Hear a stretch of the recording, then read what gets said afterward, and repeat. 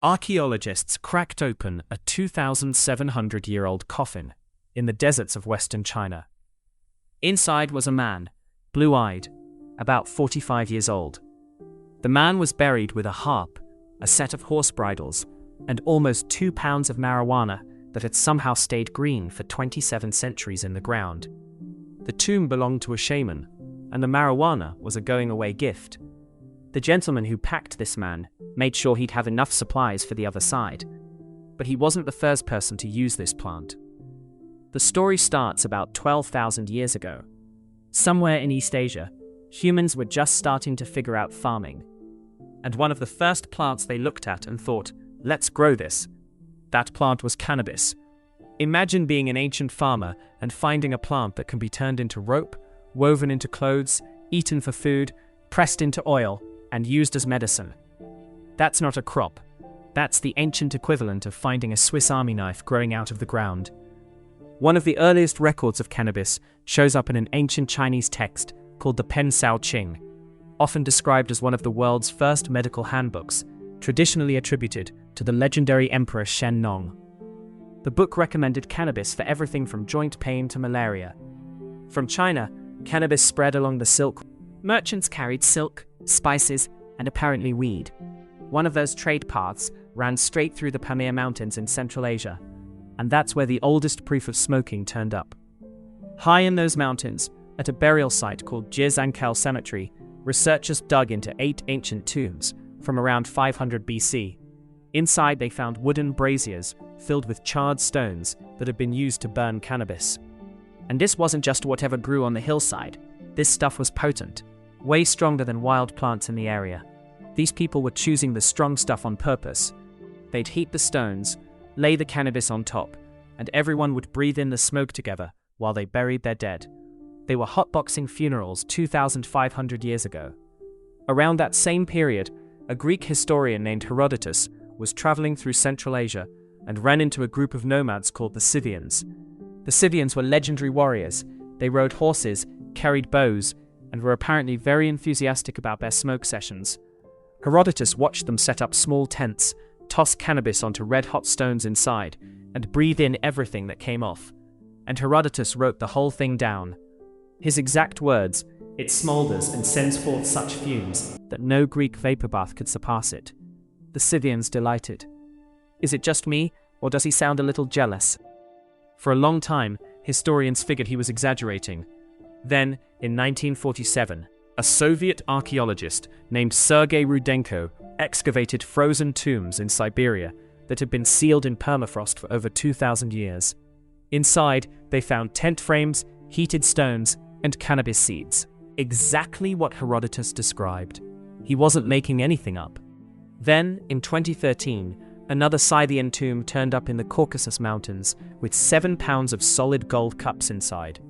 When they tested the residue inside those golden cups, they found cannabis and opium. Ancient warriors were mixing substances out of gold 2,400 years ago.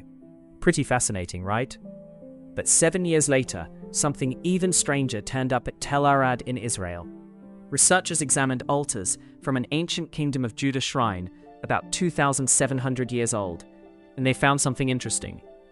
One altar had frankincense, a standard offering, but the other had cannabis, and they'd mixed it with animal dung to keep the burn slow enough to release the smoke properly. Which means whoever prepared this knew exactly what they were doing. And it wasn't just them. Every culture that came across this plant found a reason to keep it. Because your body was already wired for it before you ever touched it. You naturally produce a molecule called anandamide, named after the Sanskrit word for bliss. Cannabis just happens to produce a chemical that fits into the exact same slot, like a spare key to a lock your body already had. Which explains why, halfway across the world in India, they weren't just using it, they were worshipping it.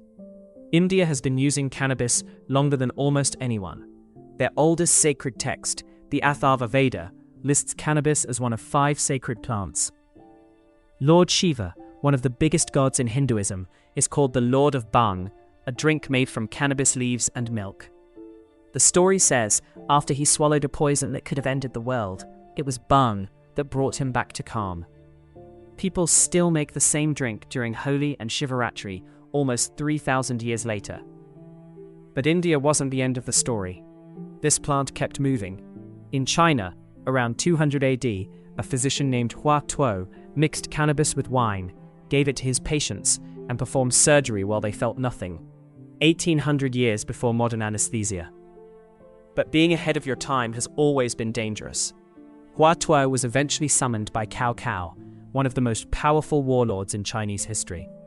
Cao Cao suffered from severe headaches, and Hua Tuo was the only man who could treat him. But Hua Tuo wanted to go home. He wanted to practice medicine and treat ordinary people, not spend his life as a personal doctor to a warlord. Cao Cao took that as an insult. He had him arrested, thrown into prison, and executed. In his final days, Hua Tuo tried to pass his writings to a prison guard, but the guard was too afraid and refused to take them. So Hua Tuo burned everything himself. The formula died with him. Nobody has cracked it since. And then there's the story that sounds made up. A warlike tribe discovered cannabis and did something nobody expected. They stopped fighting, stopped killing, reorganized everything around the plant, renamed themselves the Bena Riamba, the Sons of Hemp, and turned their territory into a place called Labuku, which means friendship. Their greeting became Moyo. Moyo meant two things at once, hemp and life. One word for both, because to them, there was no difference. By the time Europeans started colonizing the Americas, cannabis had already been a backbone crop in Europe for centuries. Ships were running on it. It was used to make rope, rigging, and sails. The entire age of exploration was partially held together by hemp fiber, which is the fiber stalk of the cannabis plant. So when settlers arrived in the New World, bringing hemp cultivation with them wasn't a cultural statement. It was just practical, like bringing wheat. It spread through the colonies fast. But there was a problem. Tobacco was more profitable, and farmers kept choosing it over hemp. The government kept asking them to plant it, but nobody wanted to grow something that paid less. The Virginia Assembly eventually stopped asking nicely and passed a law making it mandatory. Farmers were legally required to grow it. Not encouraged, required. That's how essential it was. For the next 2 centuries, cannabis was just part of American life. But everything changed when in 1930, a man named Harry Anslinger became head of the Federal Bureau of Narcotics. He held the job for 32 years. Anslinger tied cannabis to Black Americans, Mexicans, and Filipinos. Said it made minorities forget their place. This guy also had a problem with jazz music, claiming their music was satanic, and went after the people who played it. He personally targeted Billie Holiday, not for drugs, but for singing Strange Fruit, a protest song about lynching that made powerful people uncomfortable. He stopped calling it cannabis and started calling it marijuana because the word sounded foreign, and scaring people was the whole point. He kept a folder of made-up police reports called the Gore Files, linking weed to violence and insanity. He asked dozens of doctors what they thought. Most said cannabis wasn't dangerous. He ignored all of them and went with the one who agreed. In 1937, the Marijuana Tax Act passed. In 1970, Nixon put it on Schedule 1, the same category as heroin. A plant that humans had been growing since before they learned to write was now legally one of the most dangerous substances on Earth. Now listen to this. Years later, Nixon's own domestic policy advisor, John Ehrlichman, said something in an interview that put the whole thing in context. He said, the administration wanted to go after 2 groups, anti-war protesters and black communities. They couldn't make it illegal to be against a war or to be black, but they could tie marijuana to one and heroin to the other, criminalize both, and arrest whoever they wanted. That's not speculation. That's a direct quote from the man who helped build the policy. In 1988, the DEA's own judge, Francis Young, spent 2 years reviewing all the medical evidence and concluded that marijuana should not be classified alongside heroin.